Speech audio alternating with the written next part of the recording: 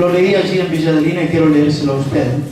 Y mientras lo estaba dando, me dio el Señor otros dos puntos, me los anoté ahí porque estaba bueno. 14, pero que ahora se transformaron en 15. 15 diferencias. No le cambié el título. 15 diferencias entre ser discípulo y ser creyente. Ah, fuerte, ¿eh? ¿Cuántos son creyentes? Amén. ¿Y cuántos son discípulos?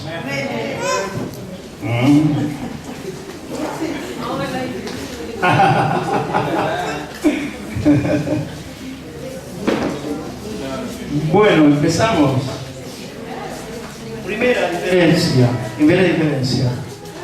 Todo discípulo es un creyente, pero no todo creyente es un discípulo. ¿Quedó claro, no? Sí. Todo discípulo es un creyente, pero no todo creyente es un discípulo.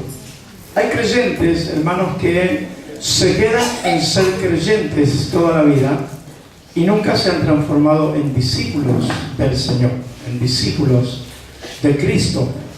¿Ya? Son creyentes. Van, vienen, se congregan, pero nunca se han transformado en discípulos del Señor. Hay varios pasajes que nos hablan del verdadero discipulado en la Biblia, en las Escrituras. Número 2.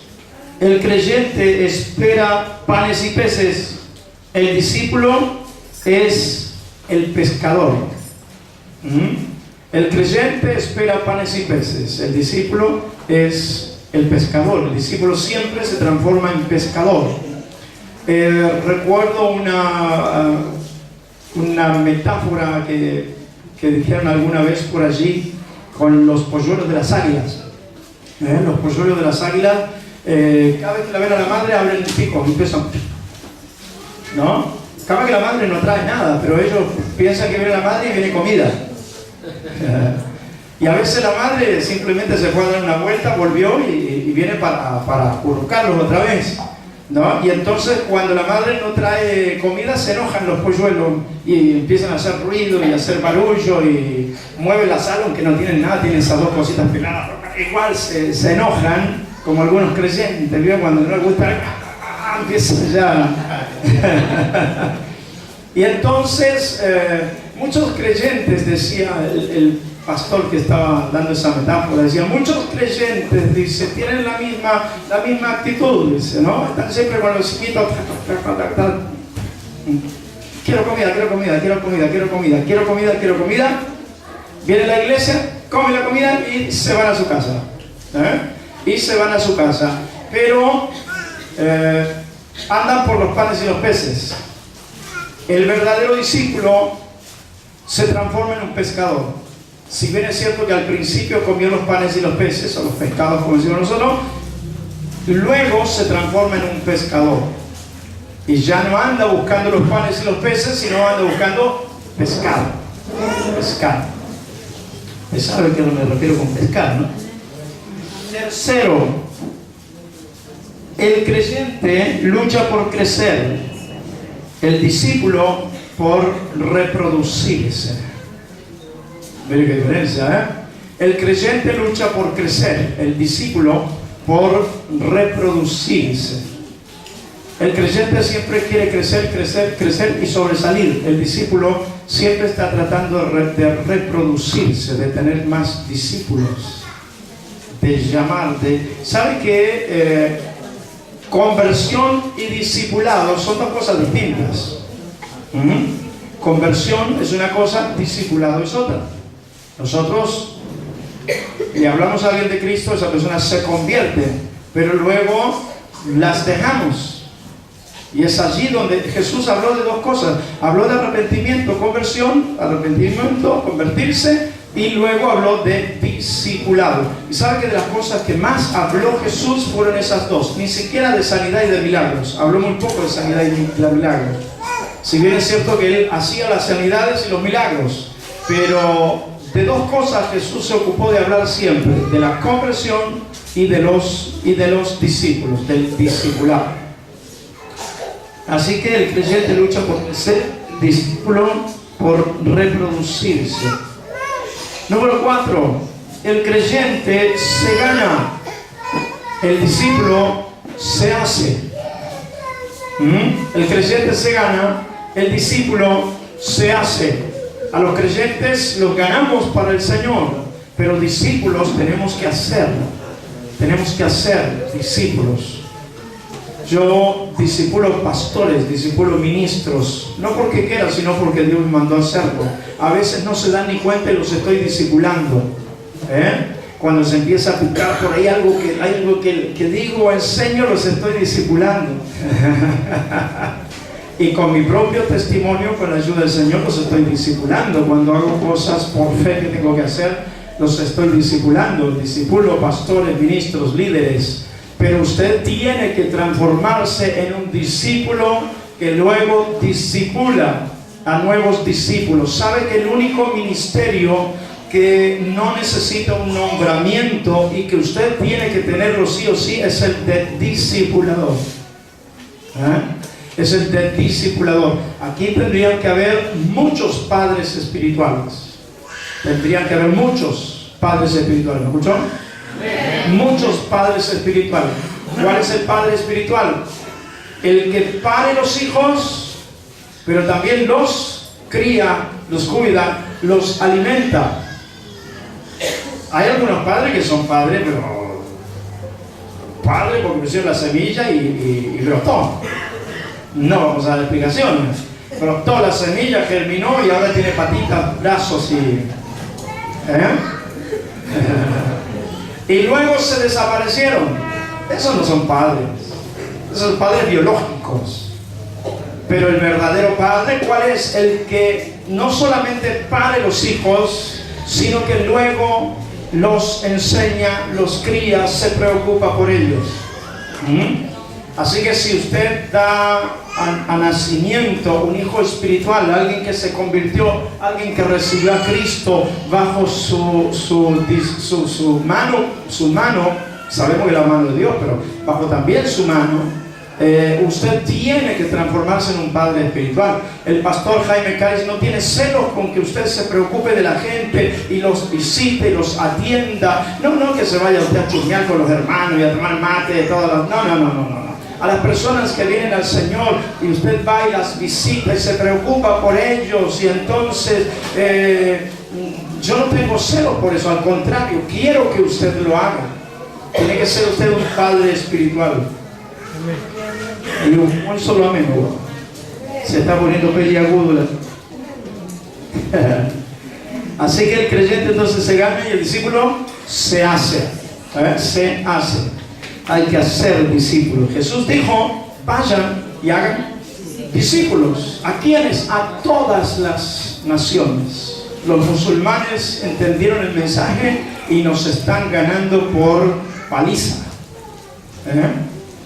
Aunque usted no lo crea. 5. El creyente gusta del halago. El discípulo del sacrificio vivo. Creyente gusta del halago, al creyente le gusta que lo halaguen. Aquí hay muchos creyentes y los halagan. Uy, qué hermano, qué bien, qué bárbaro que hizo, qué guay. Ay, se sacuden como el pavo real. Pero sin embargo, los verdaderos discípulos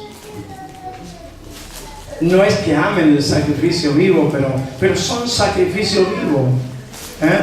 Están haciendo cosas para Dios y no les importa si alguien los vio, si no los vio, no les importa si alguien los nombra. Aquí yo trato de no nombrar personas, pero a veces el Señor me dijo: di de esta persona tal cosa, como voy de Susi, ¿no? Y entonces algunos, claro, porque a mí no me ve lo que yo hago. Esos son creyentes, ¿no? Que les gusta que los halaguen, y cuando no los halagan se van de la iglesia. Pero hay mucha gente que son discípulos y están siempre trabajando para el Señor y haciendo la obra del Señor, y aún contra viento y marea, contra tormentas, están sirviendo al Señor. Bien, fíjese en la Jessica, podría estar en su casa tirada, llorando, lamentándose, y prefirió estar aquí en la iglesia sirviendo al Señor. Estos son discípulos. Son discípulos, son gente que no importa lo que suceda, están sirviendo al Señor. Dios quiera que aquí haya muchos discípulos. Sexto, el creyente murmura y reclama. ¿Escuchó? Sexto, el creyente murmura y reclama. El discípulo obedece y se niega a sí mismo. El creyente murmura y reclama. No, porque a mí me tendrían que haber dado esto. No, porque yo tendría que estar ahí. No, porque fíjate el pastor. Lo te imaginamos, el pastor, lo que todos murmuran, viven.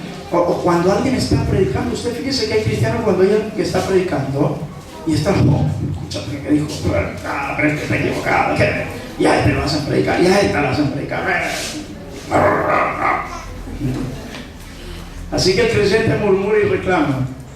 A mí me pasó una vez con alguien que el Señor me hacía tenerlo sentado en un banco, y un día el Señor me dijo, déjalo que predique para que te des cuenta nada más por qué lo tengo sentado. Ay, cuando le di para predicar a ese hombre, dije, Señor, ¿para qué me dijiste que le diera para predicar? Puros reclamos. Hay gente que usa el púlpito para hacer reclamos, para poner su petitorio, ¿no? Y para decir por qué está enojado y por qué no está de acuerdo. No, el púlpito lo tenemos que usar para predicar la palabra de Dios y para enseñar la palabra de Dios. Pero hay muchos cristianos que son creyentes, simplemente reclaman y están allí constantemente con su petitorio. Pero los discípulos se niegan siempre a sí mismos en pro de la obra del Señor.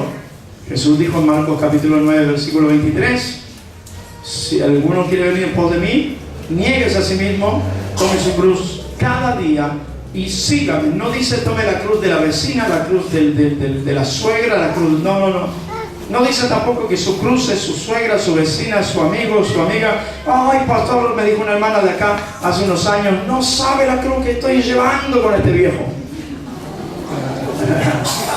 Pastor, si conociera a mi marido, sabría que tengo una cruz muy pesada. Y yo tenía que decirle a ella, pesada.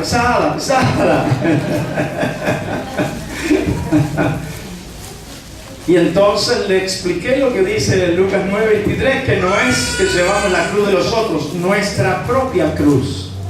Llevamos, hermanos, nuestra propia cruz. Usted no puede llevar la cruz de los demás y los demás no pueden llevar su cruz. Usted no puede llevar la cruz de sus hijos no pueden llevar su cruz. Usted no puede llevar la cruz de sus padres no pueden llevar su cruz. Usted no puede llevar la cruz del pastor. Alguien me dijo una vez, pastor, quiero ayudarle a llevar la cruz. Le dije, ¿cuál cruz? Yo no uso ninguna. Y me dijo, no, pastor, pero es que el peso de la obra, la responsabilidad. Le dije, está equivocado, esa no es mi cruz. Gracias a Dios, ese es un privilegio, una bendición que yo tengo de tener un ministerio, de servir al Señor, de trabajar con las personas. Y me quedo mirando, diciendo, no, pero si los pastores dicen que tienen una cruz terrible con su iglesia. Yo no, con esta no. La iglesia no es mi cruz. Mi cruz soy yo mismo, que tengo que negarme todos los días en la presencia del Señor, que tengo que decirle a este cuerpo cochino, eso no lo hagas, eso no lo comas, eso no lo digas. Claro, eso es negarse a sí mismo y tomar la cruz todos los días.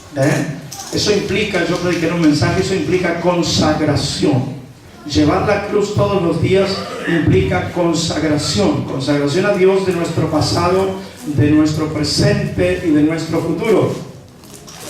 Y entonces allí se complica el asunto. Bueno, el pasado lo podemos consagrar porque hay mucha gente que vive en el pasado. Hay gente que vive pensando en lo que le hicieron, cómo le causaron tanto dolor, cómo le causaron tanto daño, cómo tanta tristeza, y entonces viven en el pasado y viven vidas amargadas. Son creyentes que se van a ir amargados al cielo. Se van a ir al cielo, sí, pero amargados. El pasado hay que consagrarlo al Señor. Eso es llevar nuestra cruz, es consagración de nuestra vida. El pasado hay que... ¿Vio cuando alguien dijo por allí, un filósofo, sí, que dijo, el pasado hay que enterrarlo? No. El pasado hay que perdonarlo y hay que seguir sirviendo al Señor. Mire, me pasó ayer en Villa de Lina una cosa terrible. Terrible. Ay, ¿en qué aprieto me encontré en un segundo cuando estaba chocho, feliz de la vida todo el día porque estaba libre? Estaba cantando como mi hermano: libertad, libertad, libertad, libertad. Son malos, le van a mostrar la grabación. Le editamos. Le van a editar. ¿Para cómo lo van a editar? Qué bárbaro. ¿Eh? La hacemos valera esa. Sí. No, después no me vayan a extorsionar. Pastor, si me disciplina. Mire, estaba contento en la reunión porque estaba linda la reunión. Había una bendición preciosa, un mensaje precioso. Una bendición porque había una chica nueva que estaba empezando, recién venía a la iglesia, así que le dimos la bienvenida. Se llama Débora, le dimos la bienvenida, dijimos gracias al Señor, y contentos todos porque había venido otra mujer también que se había entregado al Señor ese mismo día, le habían hecho la confesión de fe, contentos, felices. El Señor está llevando mucha gente estos días, como para acá también. Cuando terminó la reunión, se me acerca una mamá con su hija, y la hija medio llorando, y ella dice: pastor, ¿vio? Dice la chica que vino. Le digo: Débora. Sí, pastor, dice. Bueno, dice, mi hija no pudo ir más al colegio porque esa chica la amenazó de muerte, le puso un cuchillo en el cuello, dice, la amenazó de muerte, con la otra que está al lado de ella, la hija de un cristiano. La agarraron en el colegio, iban al mismo grado, pastor, y la patotearon y la amenazaron de muerte. Dice, y ahora está acá. Y mi hija me dice: yo no me quiero ir de esta iglesia, yo quiero servir al Señor acá. Y entonces yo decía: ay, mientras me decía yo, Señor, ¿qué hago? Y el Señor, gracias a Dios, que me socorre inmediatamente. Le digo: ¿sabes lo que tenés que hacer, hija? Tenés que perdonarla. Porque si Dios la trajo, es porque Dios va a hacer un milagro en ella, y entonces vos tenés que perdonarla. Y si tú la perdonas, vas a sentir libertad en tu espíritu y vas a sentir la calma y la tranquilidad del Señor. Y entonces, ¿sabe qué le dijo a ella? Bueno, pastor, sí, la perdono. Así que oramos al Señor. Mire, se fue ella con una tranquilidad, con la misma tranquilidad que había venido. Es como si nunca hubiese aparecido esa chica. Así que fíjense ustedes cómo nosotros, hermanos, tenemos que tomar la decisión, no de enterrar las cosas, sino de perdonar cuando tenemos que perdonar, de pedir perdón cuando tenemos que perdonar. Las cosas pasadas las tenemos que perdonar. Las cosas que nos suceden en el presente tenemos que perdonarlas, o tenemos que pedir perdón cuando fallamos, cuando le fallamos a alguien. Eso es consagrar a Dios nuestra vida, eso es llevar la cruz cada día, consagrar a Dios tu pasado, entregárselo al Señor, dejarlo en las manos del Señor. Hay matrimonios, ¿sabe?, que no viven en paz. ¿Por qué? Porque te acordás cuando vos me hiciste tal cosa, y el marido dice: pero las cosas que me hiciste. Y entonces, ¿qué es lo que sucede? Están viviendo en el pasado, están en el presente, pero están viviendo en el pasado. Tienen que tomar la decisión de perdonar en el nombre del Señor y con la ayuda del Señor, y de ahí seguir para adelante. Es allí donde da la bendición, hay liberación. Cuando uno perdona, hay liberación. Cuando uno pide perdón, cuando uno sabe que falló, que cometió un error, que le hizo mal a alguien, que le hizo daño a alguien, uno tiene que ir y pedir perdón. Eso es el presente, consagrar al Señor. El presente tenemos que consagrarlo al Señor. Tenemos que llevar nuestra cruz todos los días. Tenemos que llevarla todos los días. Nadie puede llevar su cruz, usted tiene que llevarla. Tiene que consagrarle a Dios su presente. Tiene que tomar la decisión de perdonar y de pedir perdón a las personas que usted ha dañado, a las personas que usted ha ofendido. Yo escuché un hermano que contó un testimonio que me impresionó. Él había hecho un desfalco en un lugar y había afectado a 3 personas en miles y miles y miles de pesos. Y él vino a Cristo, el Señor lo cambió, lo transformó, y el Señor le dijo: ahora tenés que solucionar ese problema. Y él dijo: Señor, ¿qué tengo que hacer? Y el Señor dijo: tenés que devolverles a ellos todo lo que les robaste, todo lo que les quitaste, todo el desfalco que hiciste. Dice: Señor, no me va a alcanzar toda la vida para hacerlo. El Señor dijo: ¿quieres ser salvo? Y él dijo: sí. Bueno, no se hable más del asunto, le dijo el Señor. Así que ¿sabe qué hizo este hombre? Se fue a hablar persona por persona, y las personas, cuando lo vieron, lo querían matar. Y él decía: no, por favor, déjame hablar. Y entonces a cada una de esas personas y a esa empresa él prometió que aunque tuviera que estar toda su vida pagándoles, les iba a pagar. Que ellos le dijeran cómo querían que les pagara, que él les iba a pagar. Y entonces, ¿sabe qué? Les dijo: pero lo que yo necesito es pedirles perdón. Les voy a pagar, dice, por favor, créanme que les voy a pagar. Pero lo que necesito, dice, es pedirles perdón, porque ahora soy cristiano, soy un hijo de Dios, dice, y yo necesito ser libre de esta carga tan grande que llevo. Así que por favor le digo: perdonen. Y lo primero le digo: te perdonamos. Y el segundo le digo: te perdono. Y el tercero le digo: te perdono. Y a la empresa donde le había hecho el desfalco, el gerente general habló con el dueño de la empresa y le dijo: ¿dónde está ese hombre? ¿Puede alguien después de 15 años venir acá y decirme que me va a pagar todo lo que me debe? Ese tipo debe estar loco. ¿Dónde está? Así que se lo llevaron. Señor, por favor, yo le pido perdón. Dice: antes yo era mundano, no era cristiano, ahora soy cristiano y sé que hice un desastre, sé que cometí errores, sé que le hice mucho daño a su empresa, a su negocio. Por favor, perdóneme. Yo voy con mi trabajo, dice, a devolverle centavo por centavo de todo lo que yo hice, de todo el desfalco que hice. Y el dueño de la empresa le dice: usted está loco, ¿no? Le dice: después de 15 años usted viene y se presenta ante mí, primero para confesar que hizo el desfalco. Ya lo sabemos, dice, pero confesarlo, dice, y pedir perdón. Usted está loco. Y él le dijo: sí, estoy loco, pero estoy loco por Jesús. Ahora soy cristiano y tengo que hacer lo que Dios me mandó a hacer. Así que por favor, perdónenme, y de alguna forma le voy a devolver todo el dinero. Y entonces el dueño de esa empresa le dijo: ¿sabe usted que yo lo tuve catalogado a usted como el mejor trabajador de esta empresa? Como el mejor. Hasta que pasó lo que pasó, siempre lo catalogué como el mejor trabajador de esta empresa.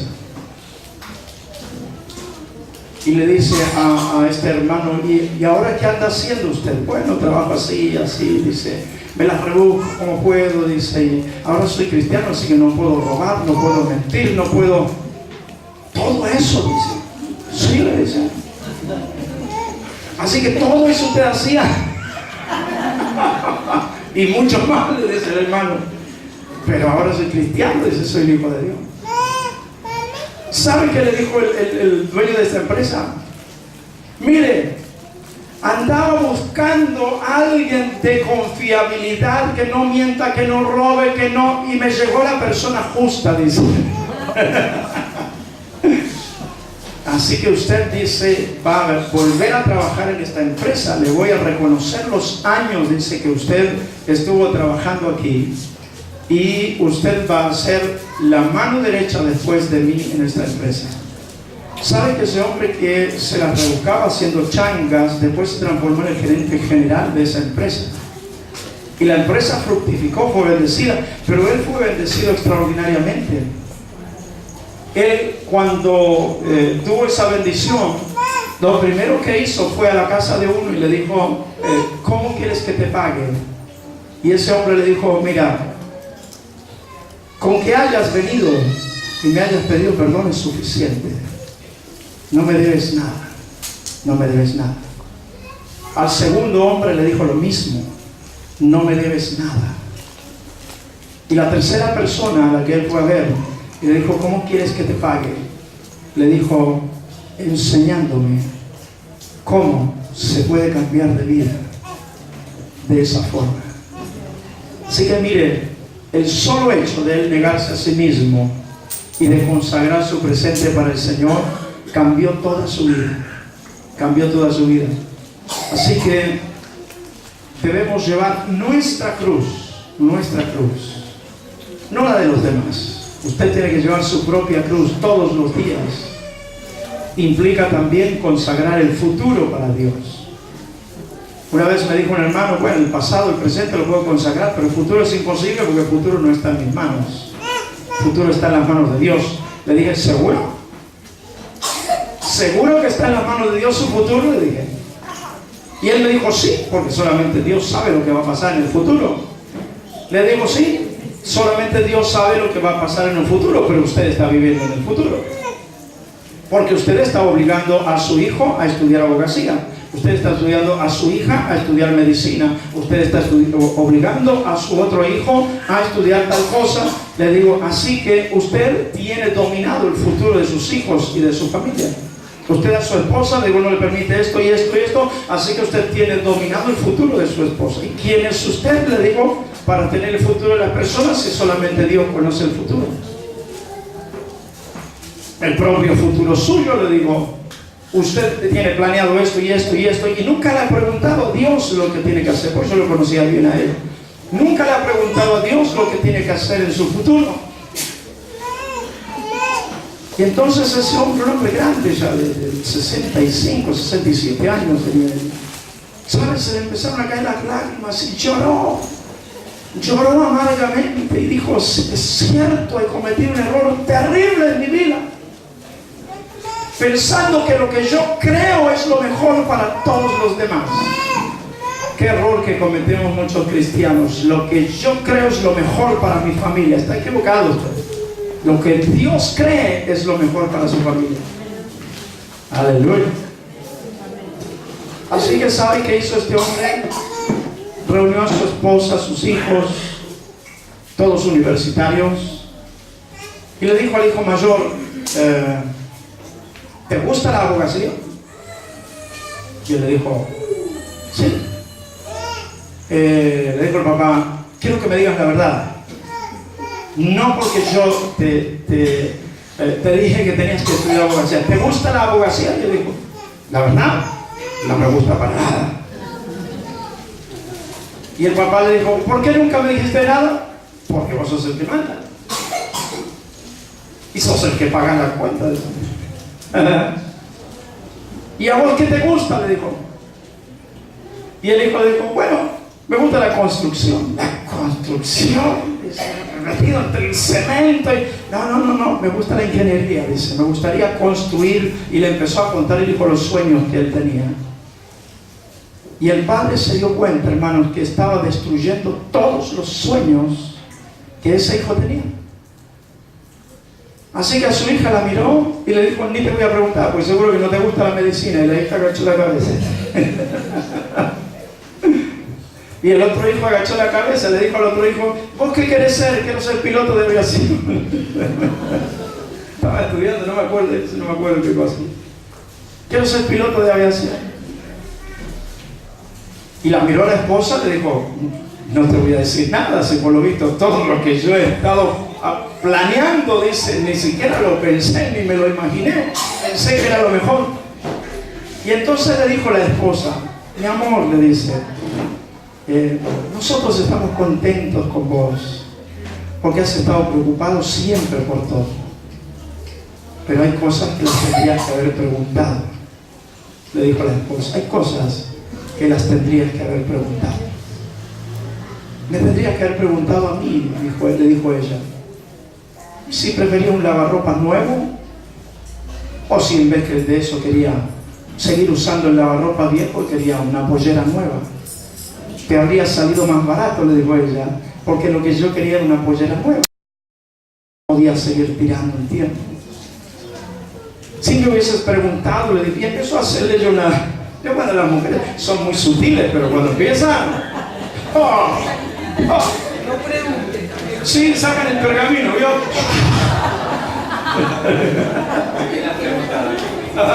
Pero hubieras preguntado.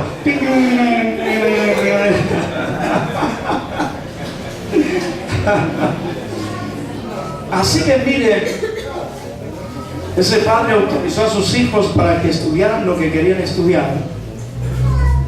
Pero sus hijos le dijeron, mira papá, no vamos a estudiar lo que queremos estudiar. Vamos a orar y vamos a ver lo que Dios quiere. Vamos a ver lo que Dios quiere. Y sabe una cosa, que fueron bendecidos. Fueron bendecidos. Toda esa familia fue muy bendecida. Toda. El hijo mayor se recibió de ingeniero en construcción. La hija siguió estudiando medicina y fue una buena doctora. Y el hijo menor no fue piloto de aviación porque se transformó en un pastor con los años. Así que pilotea, pero le tocó un avión más complicado. Pero pilotea. Y él vive, hasta hoy en día, él está vivo, después de 89 años, vive feliz con su esposa, chochos de la vida. Así que me dijo una vez, mira Jaimito, dice, cada vez que estoy por comprarle algo a esta vieja, dice, me acuerdo de lo que me pasó, no quiero que me pase otra vez, así que le digo, mi amor, ¿qué querrías que te comprara? Y así dice, viven felices. Así que algunos saquen provecho también de esto porque le va a servir para algo.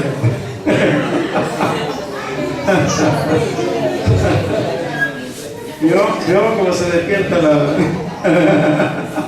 Hay algunos que ya le están diciendo al marido, yo no quería que me comprara eso. Bueno, seguimos porque si no... Así que lleve su cruz, la suya, no la de los demás. Lleve su propia cruz, no la de los demás. Yo me acuerdo una vez que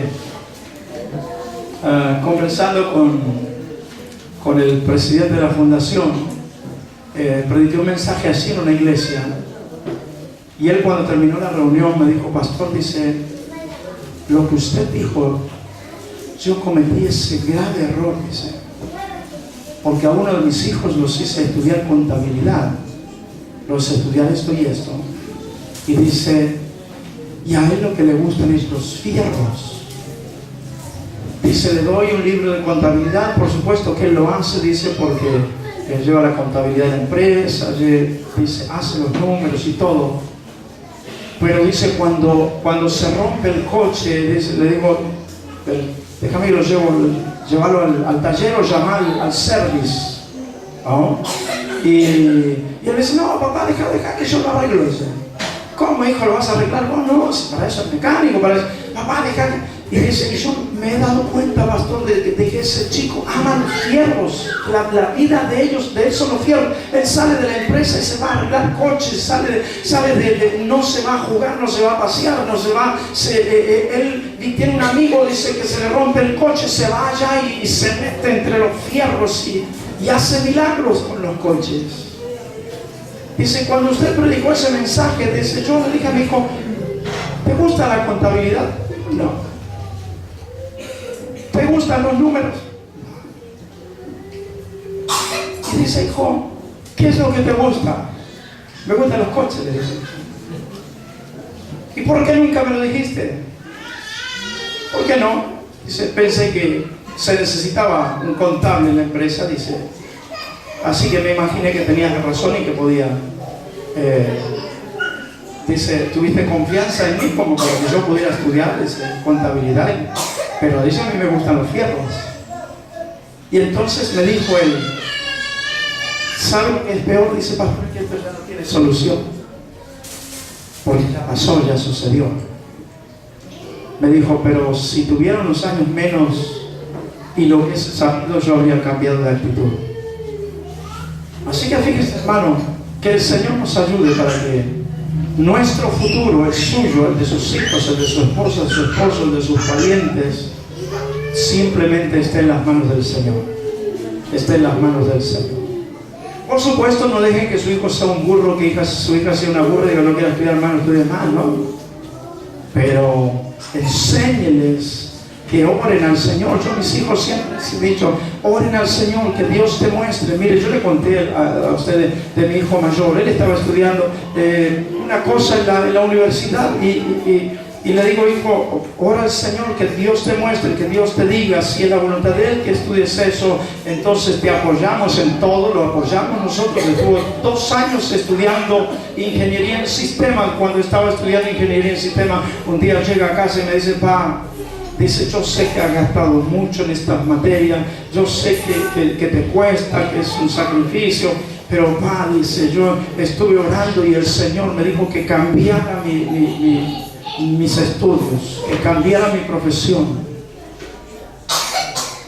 Y entonces le dije, bueno, ¿qué es lo que vas a hacer? Y él me dijo, bueno, hay una profesión allí, dice, uno estudia esto y esto y esto y esto, y es eso lo que el Señor me dijo que haga. Y le dije, hijo, bueno, si Dios te lo dijo, es eso lo que vas a hacer y te vamos a apoyar en todo. ¿Sabe usted que lo que él estudió es ¿cómo se llama? Lo que hacen organizaciones de la empresa? No, las organizaciones de la empresa, los que solucionan los problemas de las organizaciones de las empresas. No me acuerdo cómo se llama esa. No, eso es una pavada. No, es de ingeniero. Mejor me quede una pavada, pero eso es. Sí, es administración de las organizaciones de empresas. No organización de empresas, administración de las organizaciones de empresas. Y por supuesto que yo le dije a todo que sí, porque apoyamos siempre a nuestros hijos. Ahí está Cristian que sabe, siempre los apoyamos, lo que ellos quieran hacer los apoyamos.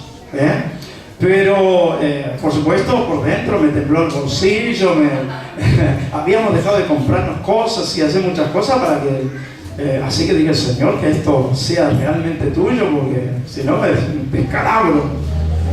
Pero sabe, al año que él estaba estudiando administración de las organizaciones de empresas, lo llama su suegro y le dice, mira Johnny, todavía él estaba de novio, ¿no? Mira Johnny, hay un lío, dice, en toda la iglesia, dice, los departamentos están mal hechos, no funcionan, no el departamento de el departamento de los trabajos, de los ministerios, no funcionan, dice, mira, esto es un desastre, no tiene pie ni cabeza, dice, ¿te atreves, dice, a hacer algo, un diagrama, algo? Y él le dijo, bueno, sí, dice, pero denme un tiempo, dice, porque voy a orar y que Dios me guíe. Y entonces nosotros lo veíamos en la casa, que él venía de la universidad, a la mañana un trabajo, a la tarde de la universidad, y se venía a la noche a casa, y se pasaba prácticamente toda la noche, lo veíamos nosotros con su lámpara, toda la noche así. Y un día me muestra y me dice, mira lo que el Señor me dio, dice, mira, yo estudié esto, y me parece que esto conviene acá, y me parece que esto que estudié conviene acá, y porque, me decía, porque el licenciado tanto dijo tal cosa y el otro dijo tal cosa, así que si acomodamos todo esto acá, ha funcionado, dijo. Yo miraba todo eso, decía, ¿todo eso qué es? No le dije nada, pero no parece un tonto, ¿no? Claro, el padre por lo menos si no sabe tiene que aparentar. ¿O no, padres? Cuando el hijo le explica algo y usted no entendió nada, sí, tenés razón, hijo, ¿no? Claro. Y entonces, ¿sabe qué? Se lo llevó al suegro, lo pusieron en práctica, y ahora en toda la Asamblea de Dios de la Argentina, usan ese diagrama que él hizo. En toda la Asamblea de Dios de la Argentina, que son más de 3.000 iglesias, así que fíjense ustedes, usan ese diagrama y les funciona a la perfección. A la perfección. Pastor, ¿por qué no lo usa usted? Porque todavía no somos grandes. Cuando seamos una iglesia grande, lo vamos a usar. Ya le dije, un día me lo va a dar cuando Él mismo nos va a enseñar, nos va a mostrar en el tiempo de Dios. En el tiempo de Dios. Pero funciona. Así que fíjese usted. Si yo le hubiese dicho, no, porque gastamos un montón de plata, no sé qué estudiar lo que estaba estudiando. Pero Dios es el que sabe todas las cosas. Así que su futuro, conságreselo al Señor. El futuro de sus hijos, conságreselo al Señor. Sobre todo su vida, conságresela al Señor. Seguro que va a terminar la reunión y alguno igual va a decir, porque la cruz que yo llevo es mi suegra. Pero eso ya no tiene remedio.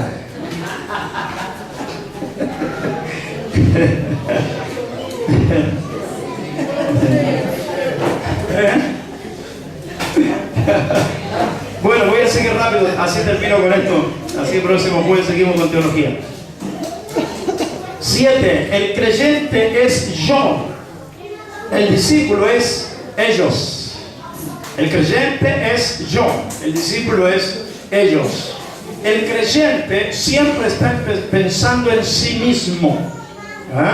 El creyente se desmaya en sí y vuelve en sí. Nunca vuelve en los demás. Siempre el creyente piensa en él. Vengan a orar por mí, ayúdenme, háganme, díganme, pónganme, sáquenme, órenme, no me oren, a mí, yo. Ay, porque me pasa esto, ay, porque tengo esto, ay, porque necesito esto, ay, si supieran lo que yo estoy sufriendo. Y usted mira lo que está al lado y sufre más que usted.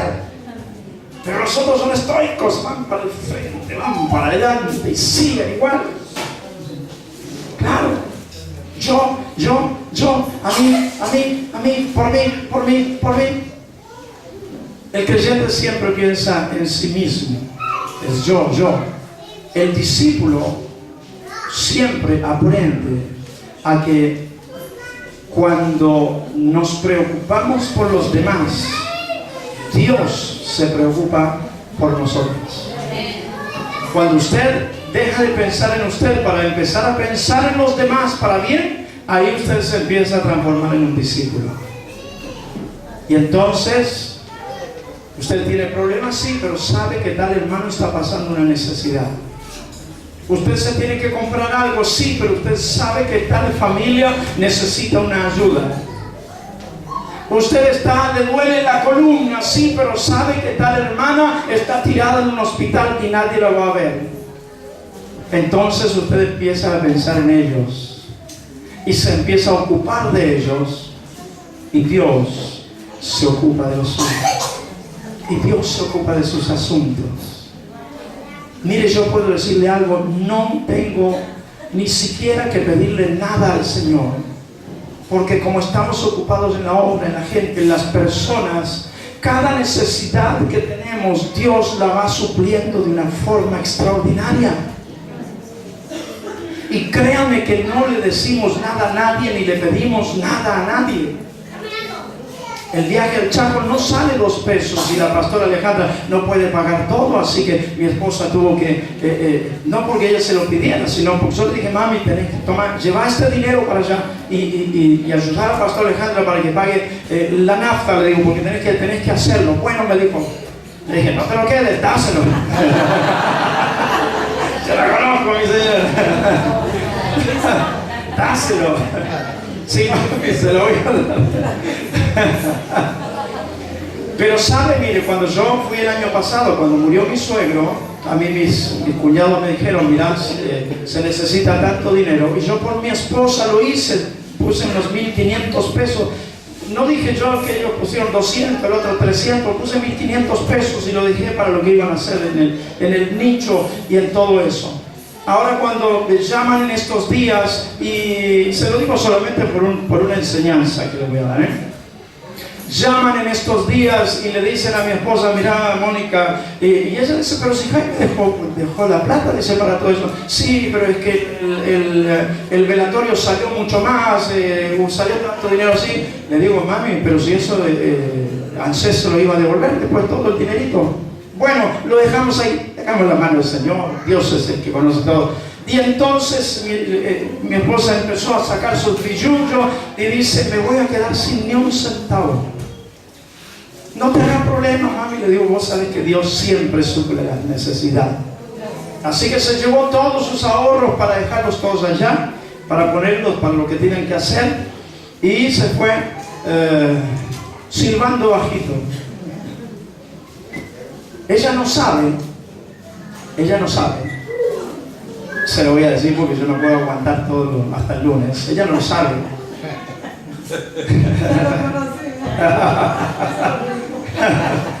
Ella no lo sabe, pero hay una mujer que me llamó ayer y me dijo, pastor, dice, ¿y la pastora? No, le digo, ya se fue, ya llegó al Chaco, está en el Chaco. Ah, bueno, dice, entonces se lo guardo para cuando vuelva. Le digo, la quedé mirando y le digo, y me dijo, no, es dinero, es un poco de dinero. Le digo, bueno, se me sonreí, le digo, bueno, guardáselo para cuando vuelva porque le va a hacer falta, y le voy a decir esta noche, porque lo voy a llamar y le decir, mami, hay platita guardada para vos. Pero mire cómo hace el Señor. Y ella no se quejó, no chilló, no discutió, dijo, bueno, lo llevo todo, dice, y lo dejo todo. Pero sabe, Dios es maravilloso. Cuando usted empieza a pensar en ellos en vez de usted, Dios empieza a pensar en usted. ¿Lo entendió? Amén. Así que los creyentes son yo, los discípulos son ellos.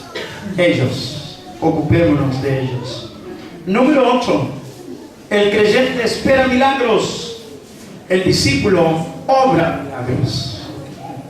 Qué lindo es eso, El creyente espera que sucedan milagros, el discípulo hace milagros.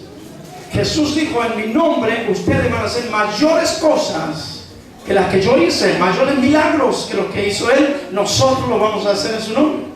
Jesús dijo, vayan y sanen a los enfermos. No dijo, vayan, oren para que yo los sane. Dijo, vayan y sanen a los enfermos.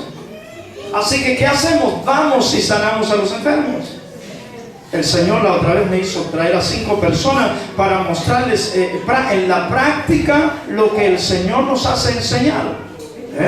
No hay que orar por la gente, hay que orar antes, hay que orar siempre. Cuando alguien necesita un milagro, hay que declararlo, ya está, en el nombre de Jesús. Y usted vio los milagros que sucedieron ese día. Me dijo algo, yo esperaba que empezara a hablar en el nombre de Jesús, te reprendo, Satanás, y todo. Y dijo, ya están sanos, listo. Y ellos quedaron todos mirando, a ver qué pasaba. Y escuchando los testimonios, ¿no? Hasta hace poco una hermana otra vez dio testimonio que está totalmente sana por el poder de Dios. Así que los creyentes esperan milagros, los discípulos hacen milagros. Haga milagros en el nombre de Jesús. Ordene que los milagros sucedan. Abra su boca para que los milagros sucedan. 9. El creyente sueña con la iglesia ideal. El creyente sueña con la iglesia ideal. El discípulo se entrega para lograr la iglesia real. El discípulo se entrega para lograr la iglesia real.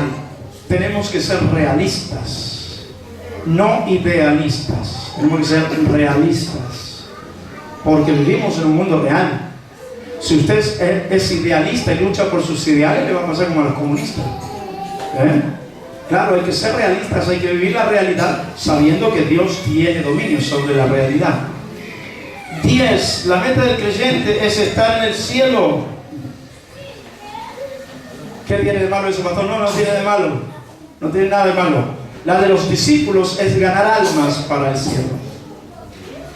Ahí está la diferencia. El creyente piensa en el cielo, el cielo. El discípulo trata de ganar almas para el cielo. 11. El creyente maduro se hace discípulo. El discípulo maduro asume los ministerios. ¿Se notó la diferencia, no? El creyente, se lo leo otra vez, el creyente lleva, el creyente maduro se hace discípulo. El discípulo maduro asume los ministerios. Los creyentes nunca asumen los ministerios, los discípulos son los que luego asumen los ministerios. 12. El creyente lleva sus peticiones cada día. El discípulo toma su cruz cada día. Y ya dimos Lucas 9:23, ¿no? Así que el creyente todos los días, necesito. El discípulo ni abre su boca para decir, me pasa esto. ¿Cómo está, hermano? Bien.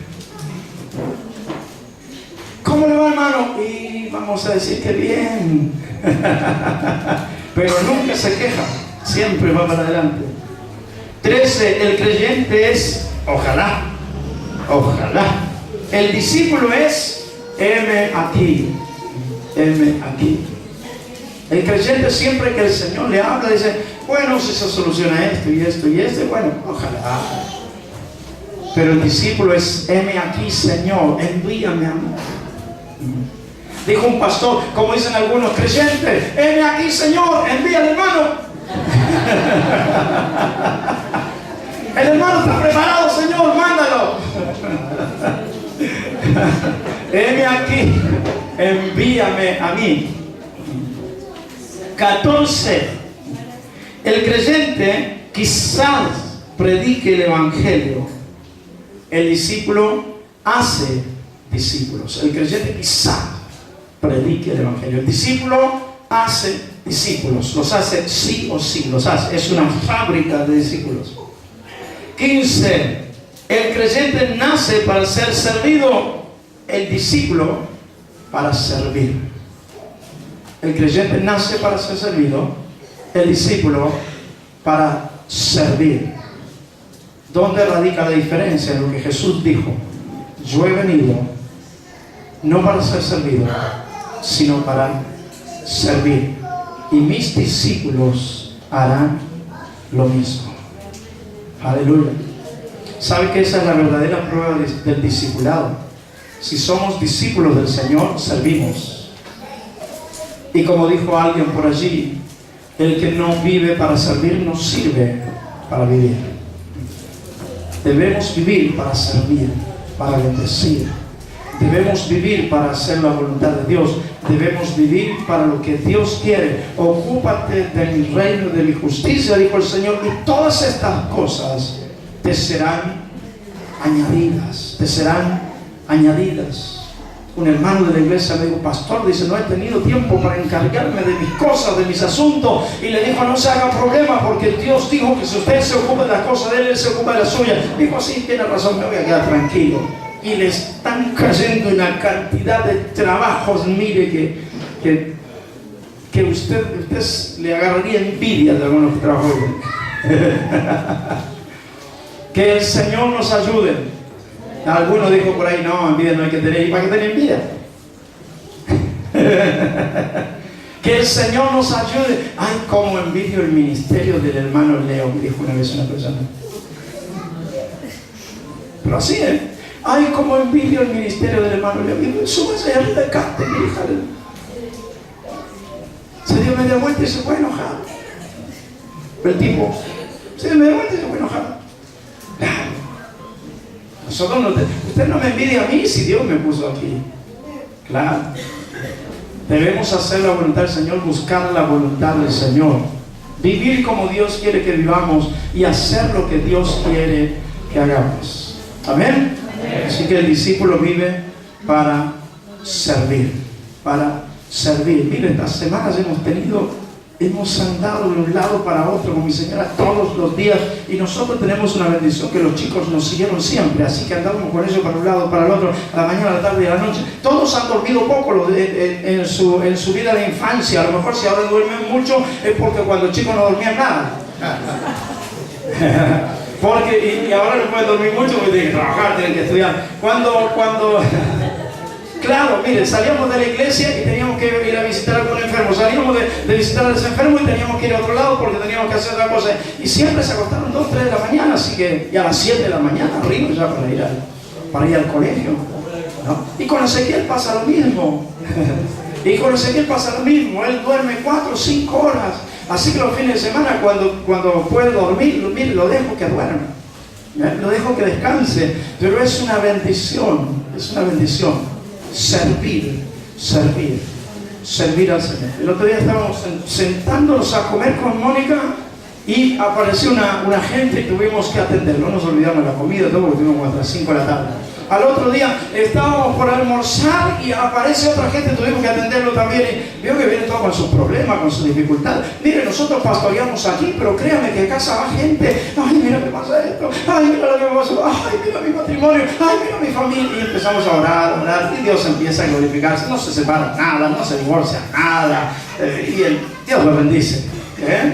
Pero hay que servir. Ocupe su tiempo sirviendo. Amén. Amén. Gracias al Señor.